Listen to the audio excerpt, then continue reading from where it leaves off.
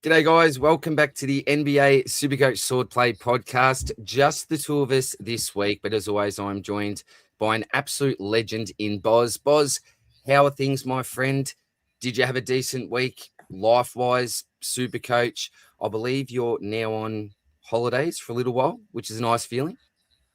Yes, DR. Life-wise, it's good. So, yeah, wrapped up work last Friday. I guess the first official day of the school holidays for you and I, my friend, and Yes. been painting the house. So, still busy, but I guess it's good to be busy at home rather than be busy at work. But in the Supercoach landscape, horrific. Had a really poor week. I knew going into this week it was not going to be great. Didn't have a lot of three-game players, and then just decided to not captain Jalen Johnson for whatever reason, went Şengün. That cost me about, 60 points. Lost in my cup matchup, and I'm down the rankings now. So I'm down to 255th overall, but hoping for a big bounce back this week. Yeah, some would say it's a tough life all the way back there at 255 overall. But look, it goes to show you got high standards and you have had a ripping season to date. And I remember you talking about it. You were prepared for this, for a bit of a lull, for a bit of a down week, but you've got boosts in the bank, plans going forward. So I reckon you'll get right back up there, mate. Bit of a mulligan. So I wouldn't worry about it too much. You can see on the screen here, this is the NBA Podmasters group. So all the content creators. Horse at the moment, Mickey's absolutely smashing it out of the park, 8,241. And you had second place sewn up, I reckon, since week one, since week two, basically, Boz. But we can see Mr. Whiskers down there at third, 7,986. The great Dr. Kando, Kane has you by a total of 4 points, mate. So going very well there. And then it gets pretty close. I'm there at 6 DRs, Rusty Bulls, 7888. We've got the great NBA Australia, James, who was also on the official podcast, I think the Supercoach podcast for the NBL last year. Liam there and some absolute legends. We'll see Vernsey. Now, Verns Ball is there at 17, 7413. But believe me, as you know, Boz, the great man will come through and he'll come home strong. But look, not a great week for you in the weekly.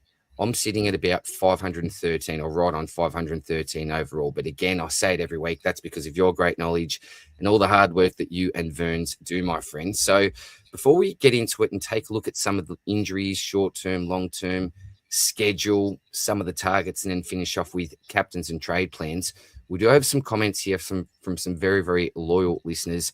We've got the ladies' man, Causa Blackleach. How are you, Causa? Causa is considering Thompson, Kalkbrenner, Seacombe, and Barnes to SGA, Mitchell Murray, and Gonzalez with 1.6 million in the bank. Do you want to answer this one now, Boz, or are these some names that we're going to go through when we get into the slides? There are definitely some names we'll touch on, but I think SGA is the biggest lock this week. He's someone that if you can get him, you must get him. OKC going to a big 4-game stretch. They've got a couple of key players out, so I expect SGA to be playing in as many of those games as he can and dominating as per usual. I'm having a look there. Yeah, Murray's going to be a very popular one we'll touch on just because I think Denver have something like, could be the next the next 6 weeks running 4 games. So pretty much maximizing the amount of games there with Murray. So he'll be a very popular pick this week. And I like his little downgrade in Gonzalez from Boston, who's starting to get some consistent minutes. I assume, Corey, or hopefully you already have our number one kind of cash grab favorite, Ray Nord from Sacramento. If you haven't got him, I know he's a little bit more expensive, but I would really recommend getting him. Yeah, very nice. And you can see from the thumbnail, very, very keen on him this week. And Roddy's back. The boys are back. Oh, and I'm sure this will be a big question. Is Banchero the best small forward, power forward trade-in option this week? Got a bit of competition with Murray. We might talk about that when we get to some of our targets, I think, Roddy. But thanks for joining us, mate, and cannot wait for the AFL.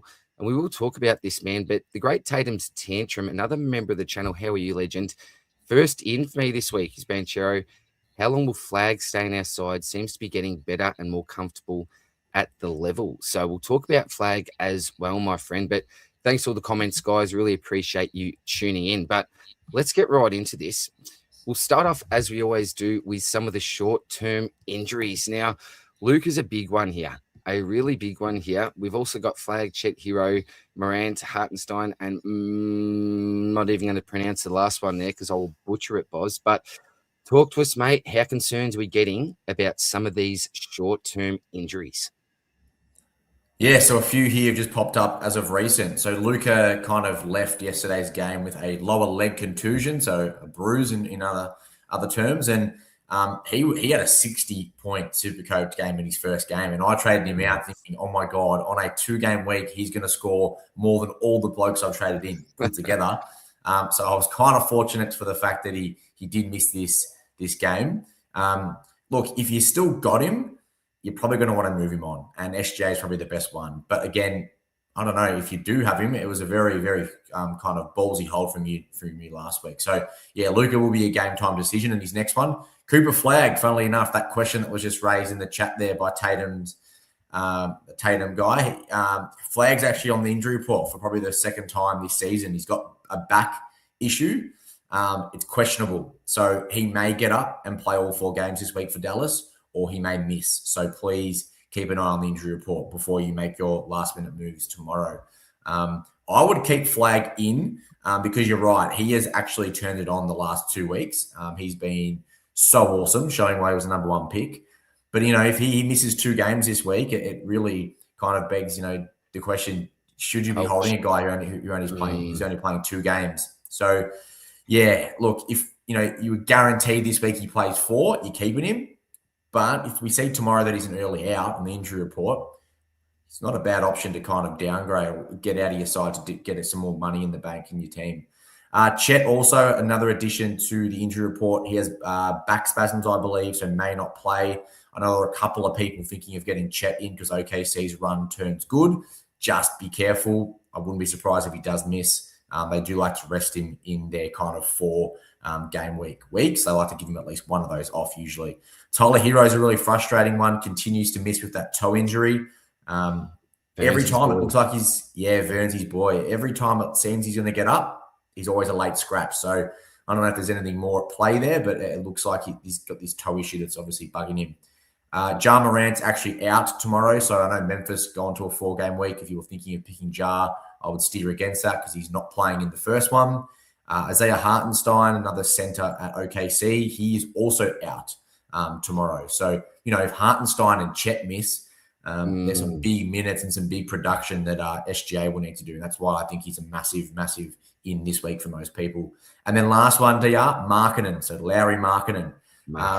Got it. Yeah, that's how you pronounce it. He has played pretty well this year. He's missed some games. He's been pretty inconsistent. However, he's actually got a questionable tag tomorrow because he has a groin issue. Now, I think he missed their previous game, so could have just been the 1 game off for him, but it looks like he potentially might miss their first game of the round, and that's important because Utah are also on a 4-game week. So if you're thinking about a quick kind of sugar hit with Markkanen, maybe think again.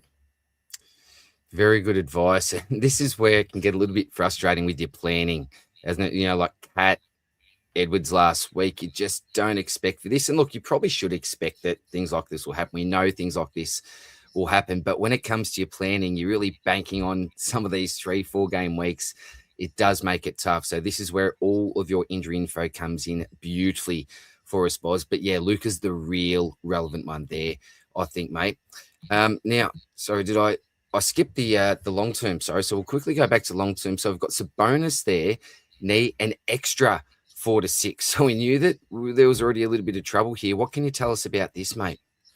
Yeah, they just came out, I think it was on maybe Wednesday or Thursday of this week just gone, and they just said he's out for another 4 to 6. So whether he re-aggravated something or whether it wasn't healing properly the way they wanted his knee to heal, I'm not sure. But yeah, an extra 4 to 6, which is why Maxime Reynaud is our number 1 trading option this week. I know he's a little bit more expensive, but for those that jumped on him last week, he was featured on the podcast last week. We spoke about him. We weren't as high as we were with Nemhard and some other guys, but I saw a couple of people just purely because he played a 3-game week get him in. He actually scored 75 this week because pretty much he has no Sabonis to contend with. And I'll be honest, if this Sabonis news came out, a day earlier, he probably would have been my trade in as well. So hindsight, unfortunate, but at least I'm going to get him in this week, and he's going to have at least 4 to 6 weeks to just absolutely dominate. Obviously not, putting up 100 plus scores, but, he's going to make a lot of good cash for us. And then Zubac, the only extra kind of long-term injury that's new. Yesterday, did his ankle, came out today. It is a grade 2 sprain, so a pretty severe one. He'll be out for 3 weeks. Clippers aren't quite relevant, unfortunately, so there's not really anyone we want to kind of target in the next couple of weeks. So they do play 2-3 game weeks back-to-back. So, not really relevant for Supercoach, but just thought I'd let everyone know. Beautiful, mate. We obviously will get to adding the targets, but yeah, Tatum's all over him, and Korza as well picked him up last week. So very, very nice. And just quickly back to Mark, then Tatum said, super frustrating. At times look like he's ready to take off. Then bam, injury hits him.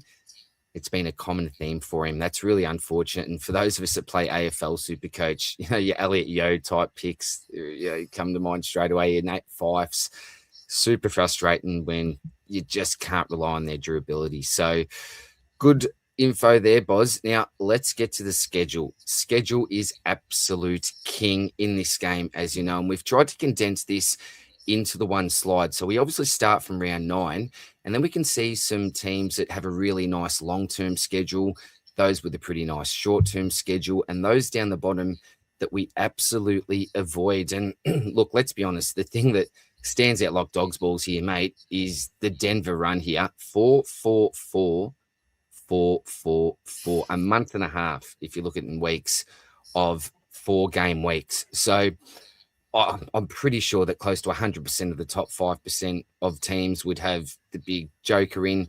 I think that's a given, but we'll talk about some other potential trade-in targets like your Murray, who we had a question about before, but Denver's a big standout here, mate. What else do you see here? Is it next up your Portland, New Orleans, or do you go down to the OKC, Orlando types? Who's really standing out for you in the short and in the long term? Yeah, well, I think, if Denver's 4-4-4-4-4, they still have a few key players out. And that's why I think a lot of people are going to be bringing in Murray. Like, they have Christian Braun missing. They have Aaron Gordon missing. So it really is the Jokic and Murray show. Murray has, at times just gone off, and he can do this in any given week. He can really go off and not mirror anything that Jokic can do, but put up some really, really good point guard position scoring. Now, his price from memory is only around the 15 million. So very, very affordable. He's not like you're paying up for an SGA at 22 million. And I believe that he can kind of put up somewhat similar or production in Supercoach wise. Like, if you look at his stats, let's just say over the last 2 weeks where these Denver guys have gone down, he's averaging 24 points a game, 3 rebounds, 6 assists, just over a steal, shooting at 43%. So he's really not maximizing. He's usually actually, about a 48, 49% free field goal shooter. So over the last 2 weeks, he's been really down, but everything else has stayed the same. So for me, if he can just get his field goal up a little bit, he's going to be really, really valuable for people over this next 6 weeks. And it makes total sense for anyone looking super, super long-term to get Jamal Murray in that point guard, shooting guard position that he's eligible for in Supercoach. When it comes to the Pelicans, to be honest, not many guys we want. I mean, Derek Queen was the one when he was a rookie. You're happy to keep Queen through a couple of these. Obviously, if he bottoms out with his break-even, you get rid of him. But for now, he's a pretty comfortable person you can play on your court if you don't have a full primo side, which I don't think many people would be close to doing. Portland, Denny Avia, one of my favorite players. Your boy. Yeah. I've had him most of the year, so I'm happy to keep him. If you don't have him, at those that are listening, he's another good option you can bring in. Again, he's not too expensive. Denny, I think he's similar to Jamal Murray, around that 15 million. He's at 16.3 million. So again, affordable. And then OKC and Orlando, like 3 4-game weeks in a row. That's a great long-term schedule there. So SGA, Jalen Williams, and don't get it confused with Jalen Williams. We're talking about J-Dub, so Jalen Williams for OKC. He is pretty much their second best player. He's had a slowish start to the year. He's played some good games, had some inconsistent games. He's coming back from a thumb injury, so I don't know, maybe his shooting's a little bit off. But he can really explode. And if Chet Holmgren and Hartenstein are out for, let's say, a couple of the games this week, we know that he's just going to step up just because he'll have to and do more. So he could be another sneaky pick. The only thing with him is a really high break even. So because he played so well last year, he started so high. And because he's just come back from injury, he's losing a lot of money. So, in an ideal world, we wait an extra week and he goes down some more and we get him. But again, if you want to kind of have a pod kind of pick, he'd be a good one there. Orlando, Banchero. Not the greatest fan of him. I think both percentages are really poor for a power forward. Like his field goal's really low and his free throw is terrible. And that's just going to obviously burn points. But again, with Franz Wagner being out, he needs to do a lot, if not everything for Orlando. So it doesn't shock me that, he's someone that can put up these big ceiling games when he gets the chance. Because look, over the last 2 weeks, he's got 23 points, 10 rebounds, 6.5 assists. So you look at that and you think, wow, that's really good. However, half a steal, under a block, shooting at only 40% for a power forward and only 72% from the free throw line at 10 free throws a game. So that's pretty much saying that if you're shooting 10 free throws, you're only making 7. So you're losing 3 points there. And then you're pretty much losing at least 12 points on your field goal, as well as 3 turnovers. So for him, he needs to put up massive points, rebounds, assists to kind of counterbalance the amount of points he'll lose from his field goal and his free throw. So they're the teams you want to target, and there's some players. I know I've kind of already gone into them. But look, I wouldn't blame you, though, if you want to get a Cleveland, Indiana, even a Dallas, Detroit, Memphis, Utah player just for the week or just for a couple of weeks. If you want to pivot somewhere else, like if you look at San Antonio, Wemby comes into relevance after round 9 because he's got the 2 4s. You could even just take a step on a 1 week 4 player from, let's say, Memphis, a Jaren Jackson Jr., who's really underpriced now because he's lost a lot of money because he was terrible at the start of the year. He's just put up 2 really good games back to back. He's only at 11 million. He's trending towards mid-price target category. So someone like him, you could get in just as a placeholder for a week, downgrade him next week, and then you've got that money to hopefully get a Wemby in, as opposed to kind of getting in so many guys on these great runs that you kind of feel guilty trading them out to get someone else in because they do have 4 in a row. So, it's an interesting time in the schedule. But what I will say is, do not trade in anyone this week from these teams here. Toronto, Philly, Lakers, Clippers, Houston, Boston. There are so many teams on 4s over the next, let's say, 3 weeks consistently. You do not need to get any of these guys in the short term. Yes, once they do hit their 4 runs, great, get them in.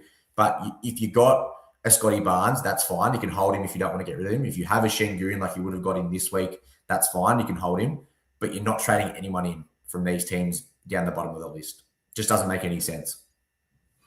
Very nice. Yeah, when you look at that 3-3, even compared to the Cleveland and Indiana that have the 4-4, that's 2 extra games on top of your total score for those 2 weeks. So it is massive. And then you look back to Denver, 4s all over the shop, mate. So very, very nice there. And we have a shout out here. The ladies' man, Causa Blackledge, is on today. You're famous in our community there, Causa. But very, very nice with the scheduling, Boz. And look, for me, after that chat, I think I've already changed 1 player into my trade plans and 1 player out. We'll talk about those when we get to the targets, which is right now. Now, you did touch on a few of these names here, but I might even throw a couple of questions out at you now. SGA, in my humble opinion, I'm not the expert here. As soon as it opened, he's the first man that I brought into my side because the fact that he's got 3 4s in a row, captain material, along with someone like a Joker who's also got a terrific run, a much better run. But surely, are we calling this guy an absolute must-have? We're assuming you've got Jokic on your side. This guy has to come in, doesn't he? There's no questions asked. Yeah, in my opinion, he does. We have seen all season how consistent he's been. He's only missed the 1 game for the year. Potentially, it was a rest day. It was an elbow injury, but he returned the following, I think, day after the one that he missed and played. So for me, it might have been a bit of a rest day for him. He's carried this side all year because they've had so many injuries. But yet again, they've hit this roadblock where they have more injuries. So he pretty much has to continue playing.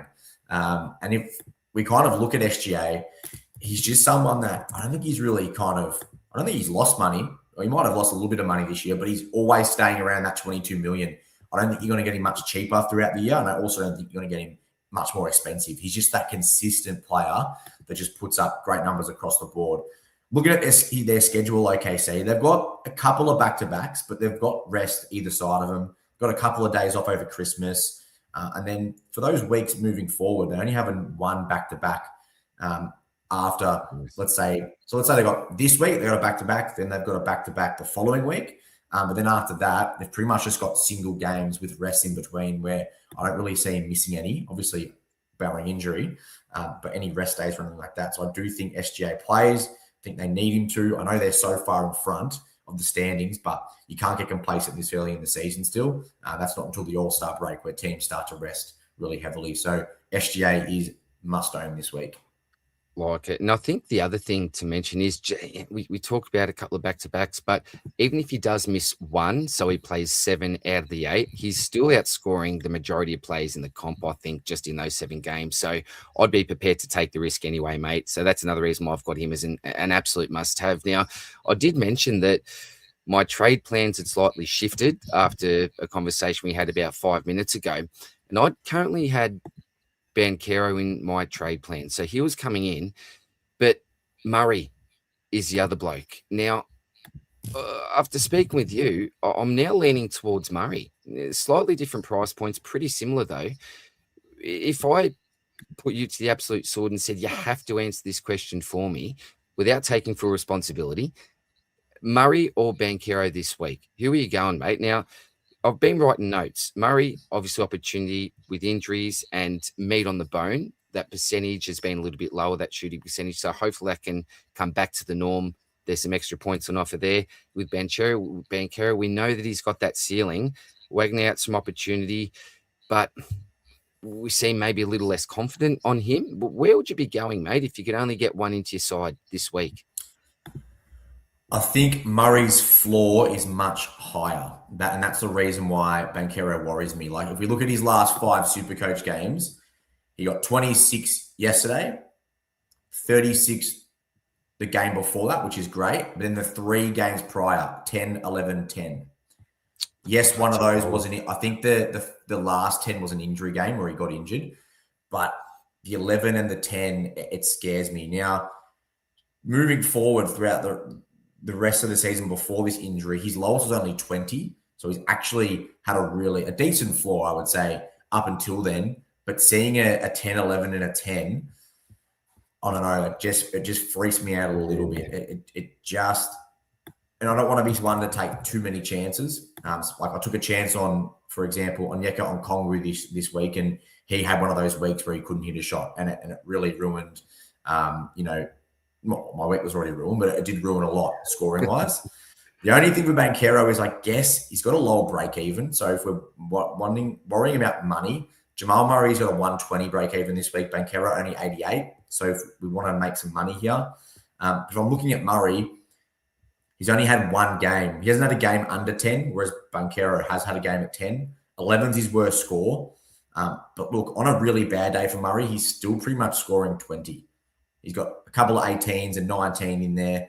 And then on his good days, he can put out 33, 34, 56, 40, 26. There's some of the scores in his last 3 rounds, by the way. So I just think Murray's just a touch safer in terms of potentially scoring. However, I wouldn't be surprised if Banchero, does put up a big week this week, because Orlando need to win games, and he's the man who's going to win on those games. So, look, for me, it's Murray. But again, could be a positional thing. You might not have space for Murray. You might have all these point guards, shooting guards like a Cade, Donovan Mitchell, Reed Shepherd, SGA.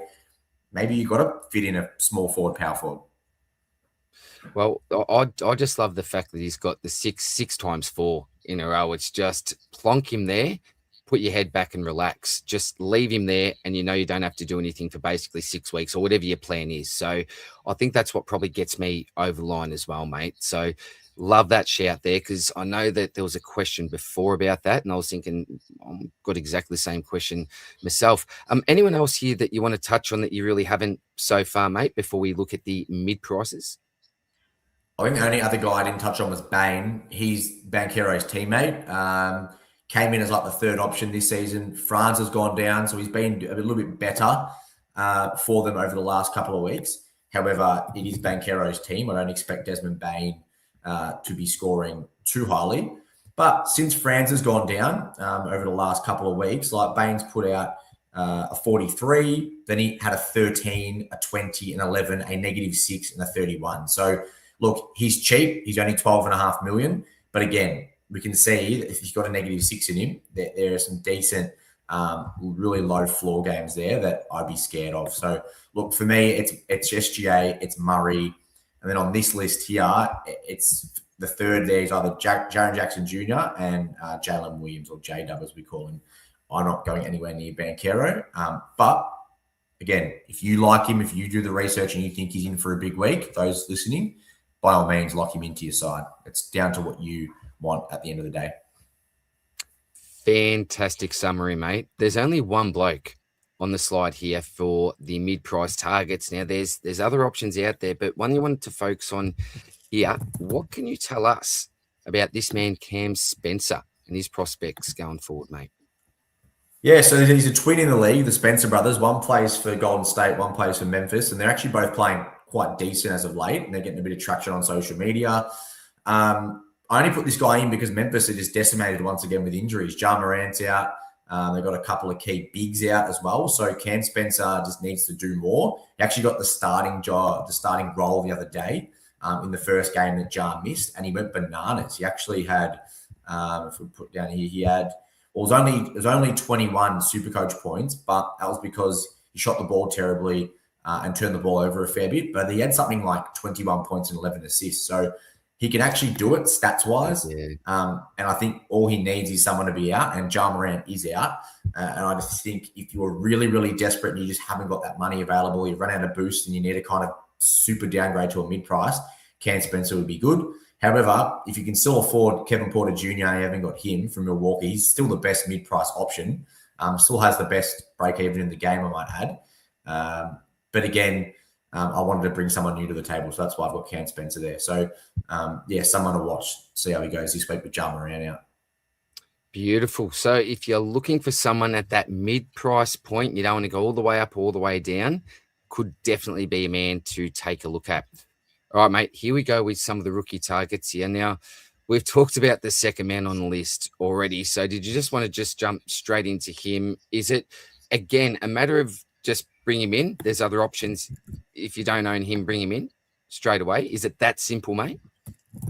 I think so. I mean, there are situations where I'd probably say maybe not. And it's if, for whatever reason, you can only afford, let's say, SGA because you get Gonzalez instead of Raynaud, for example. Well, then get Gonzalez because SGA is the main guy. We always want to get the main guys into our team. But as you heard before, Sabonis being out for 4 to 6 weeks, this guy is playing like 35 minutes a game. The role is there.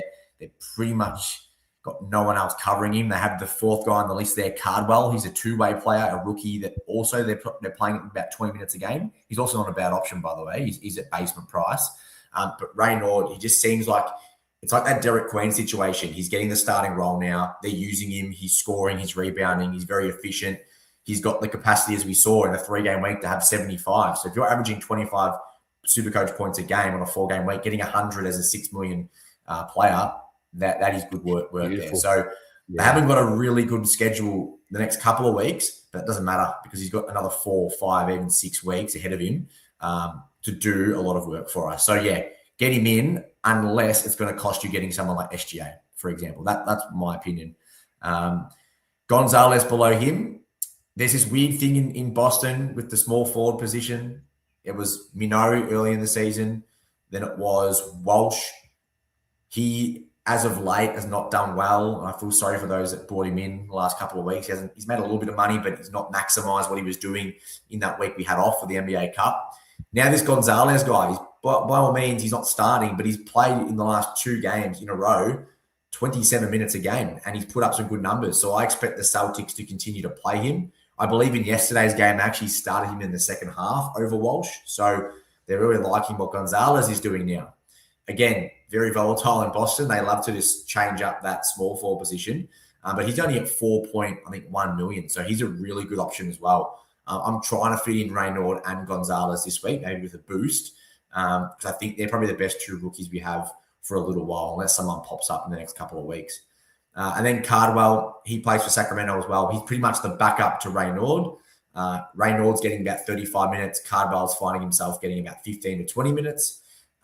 Good shot blocker. He's had 7 blocks in his last 2 games. Doesn't do much else. Like he's only scored, I think, 2 points today. I think he had 4 points yesterday. Can rebound, not bad. But again, he's just that really basement price rookie if you're desperate to save, let's say, that extra $3 million from Raynaud. And then I had Pender up there as well from Orlando. He was just a third one because he had a really good game last game. He hasn't been playing too well as of late, but last game against Utah put up a really, really good stat line. So if Orlando, for whatever reason, start to play him a little bit more off the bench, he could be someone we look to put in our sides maybe next week. But I wouldn't run out to get Pender. I'd be looking at the other 3 before I do that. Yeah, I've actually got Pender in my side already. I brought him in, I reckon, 4 or 5 weeks ago because he was really, really cheap.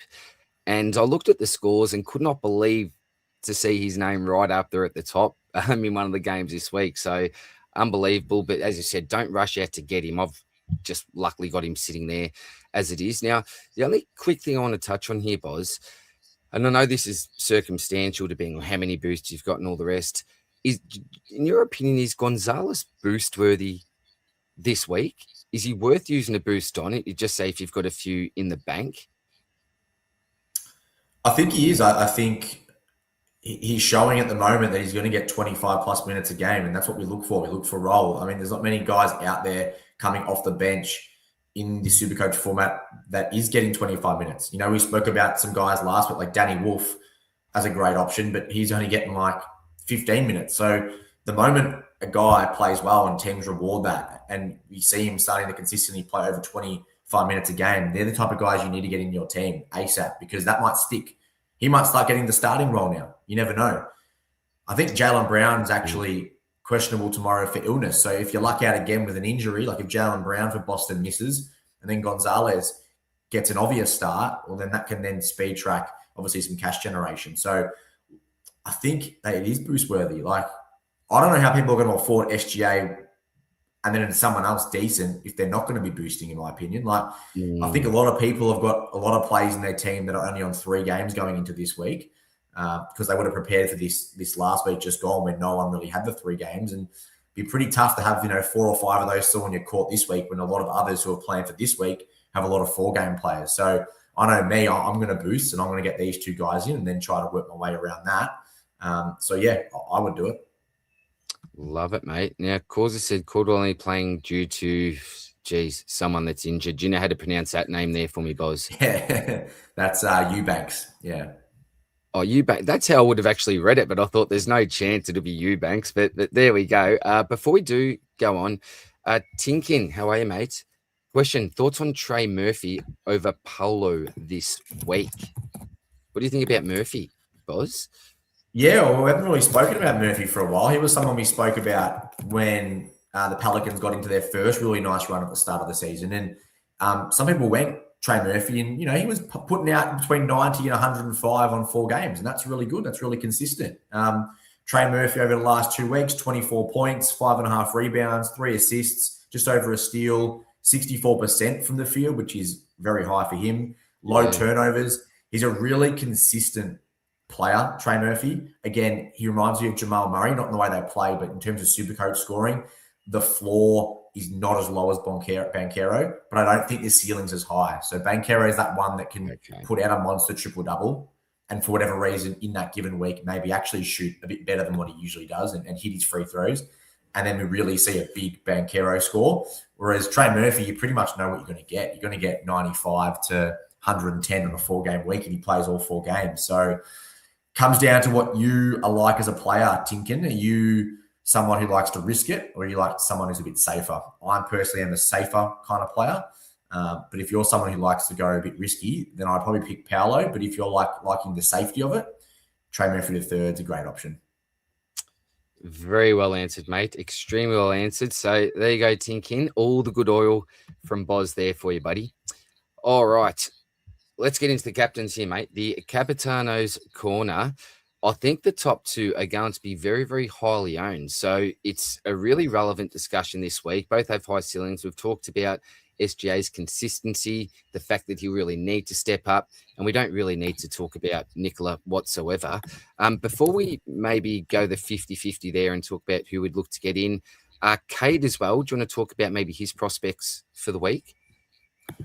I really only put Cade there because I wanted to put 3 before I put the pod pick. Like, he's been so good for Detroit this season. It's a big reason why they've won so many games. And, you know, he's just that kind of notch below your SGA, in my opinion. Like, I think he's averaging about 30 flat, which is really good.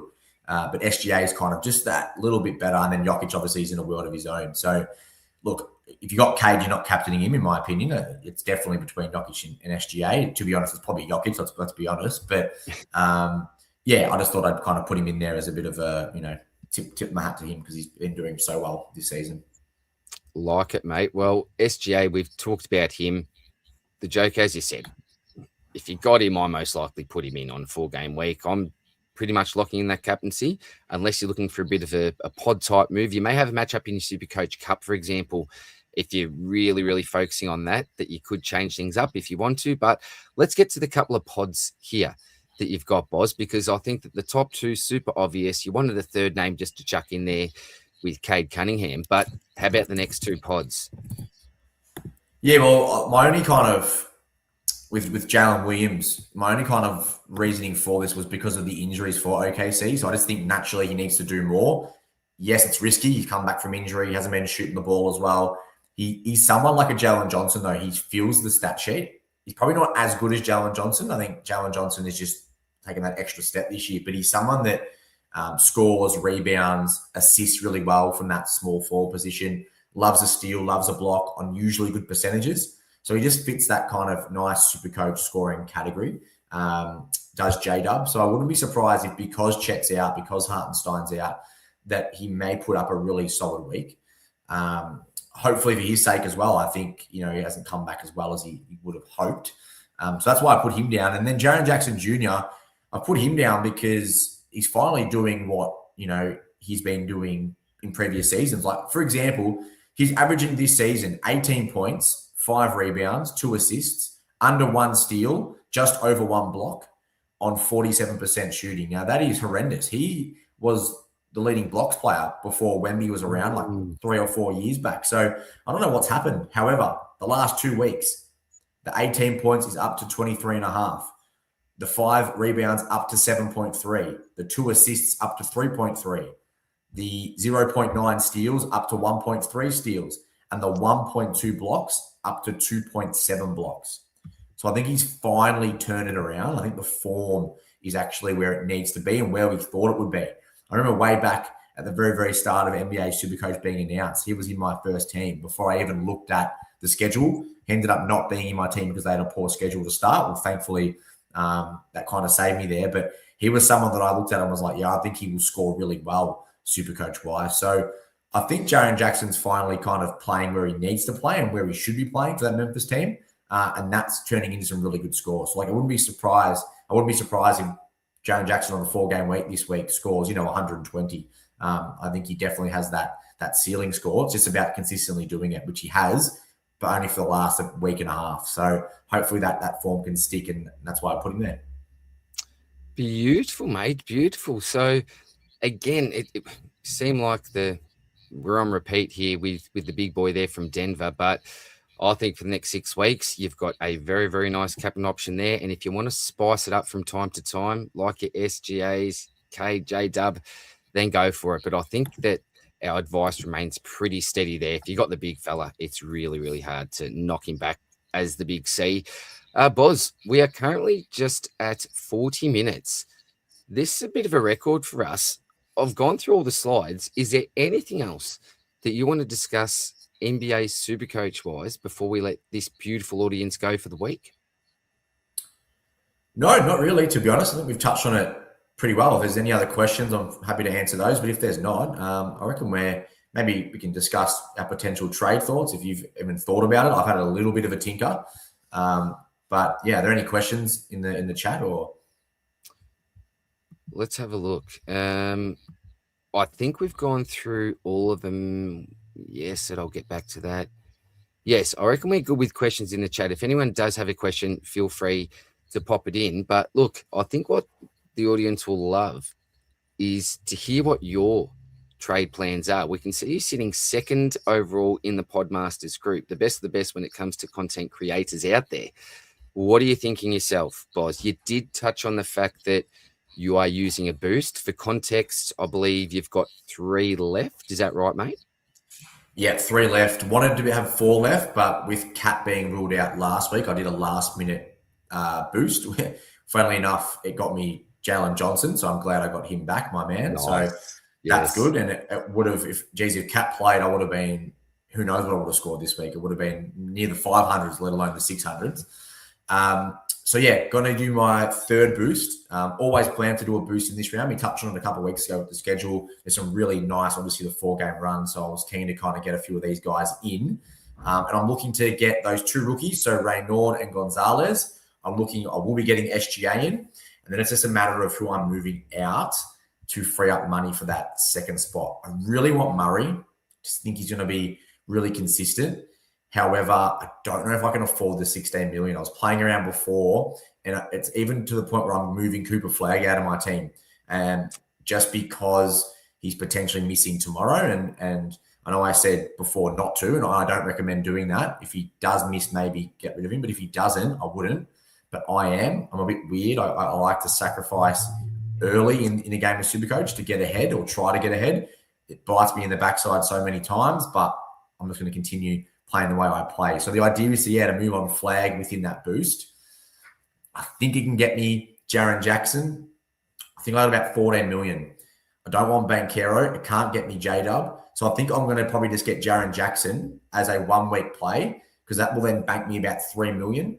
And then I'll look to actually move Jaren Jackson straight off again next week, on top of another player, maybe like a Cade, who is not on a 4-gamer. And that'll get me Wemby and that'll get me Wemby and a rookie. Ooh, okay. And then I'll have Jokic, SGA, Jalen Johnson, all the guys you want, as well as Wemby on the 4-game week. So all the big dogs that you pretty much a must-haves will be in my side. So pretty much like a bit of a sacrifice boost here to plan for next week. I like it. A sacrifice boost. I like that. And Tinkin's absolutely all over it here. And it's your boy, Boz. Denny has a really good run. Looks good too. Absolutely, mate. I think Boz has been banging on about Denny Advia since week 1, to be quite honest. So absolutely. And love work, fellas. Sleepless nights have already begun until AFL Supercoach returns. I'm with you. I was speaking to Boz, mate. Once it gets in the full swing of AFL, I'm a very, very busy man. Now, with my trades, Boz, this is what they were before pre-podcast. So it was out Scotty Barnes, out Jay Williams, because he just wasn't really doing much, just sitting there on the bench and someone needed to go, and Sengun out. In SGA, Reynaud, and Panchero. So they were my 3 trades. Now, I went to trade up, and I can do it with DPP, Panchero for Murray. I don't quite have the money. I'm about 400K down. So now, and this is when the boost comes into it, knowing that you're doing it, I think that I'm safe to go with someone like a Gonzalez into my side. But the big question, the same thing that's on your mind, is who do you actually trade out? So Knappel, Huff, Queen, I want to keep on to Flag. And that's when you do look at someone like a Flag, isn't it? Because I don't necessarily have other options that I want out. You know, Porter Jr., I just bought in. His break even's still at a crazy level. Nembard, I bought in the other week. I just don't have an obvious selection to bring in. So my question is, do I boost and go Gonzalez? It'll also allow me to get Murray. Or do I just go, do you know what? I'm just going to stick with Banchero, and hopefully he has a couple of ceiling games rather than some floor games. So that's probably my big question at the moment. But the more that I think about it, I really like the idea of Murray sitting there for 6 weeks. So I've got boosts there. And look, they're used to facilitate moves that you really want to make. So I may look to do that. I'm probably leaning towards that after speaking with you, great man. So There are trade plans, guys. Let us know what you think. I know, Boz, you've put up your team on Twitter. Always do that at the end of each round. So get around Boz on Twitter. Let him know what your trade plans are, what the side's looking like. And as always, I'm sure that he'll give you some advice if you get it in on time and he's around. Don't bother about sending it to me because I normally either tag Verns or Boz in it myself because they are the main men when it comes around here. All right, before we let you go, the ladies' man calls a Blackledge. I traded out Kelk for Gonzalez as keeping Huff. Yeah, Kelk's the other one. What do you think about that? Just quickly, Boz. Kelk for Gonzalez. Worth it? Well, it's funny because we haven't really spoken about Calc for about 4 weeks. He made us so much money at the start of the season, got a little bit injured. Yeah. Good on Causa there for keeping him because at the moment, again, Charlotte a little bit injury decimated. LaMelo Ball keeps missing games. So he's only got a 34 break even. However, they're on a 3-game week. So look, he's on a 3-game week. He's just going to ride your pine. There's no point in keeping him. You may as well move him on, save the cash, facilitate other options. I think that's a really good option to move for Gonzalez. There you go, Causa. 2 thumbs up from Boz with that trade. All right, guys, we are almost at 50 minutes. This is a record for us, Boz. I think we've been much better time-wise lately, just like the GDS podcast that we did. I think that was just over the half-hour mark. So we're getting better and better every week. And cannot thank you enough again for all of your knowledge and information that you bring to this podcast, mate. Any final words before we say goodbye to our audience for the week? Final words would be Merry Christmas to those that celebrate. All the very best. And to those that don't, keep doing you. Exactly right. Keep doing you. I'm not a huge Christmas person. The wife is massive on it. So I do get dragged along to some Christmas lights and all that sort of fun stuff. But it is a fun season, mate. We're both on school holidays. So whether or not it's Easter, Christmas, happy holidays, whatever it is, we have a little bit of time off to enjoy ourselves, get stuck into maybe watching some more NBA matches with a couple of cold ones. So cannot wait, Boz. Have fun with the painting, mate. At least you can do it, take your time, and maybe listen to a couple of podcasts on the Swordplay YouTube channel, mate. So thanks again, Boz. Thanks again, guys, and we'll see you soon in the next one. Cheers, mate.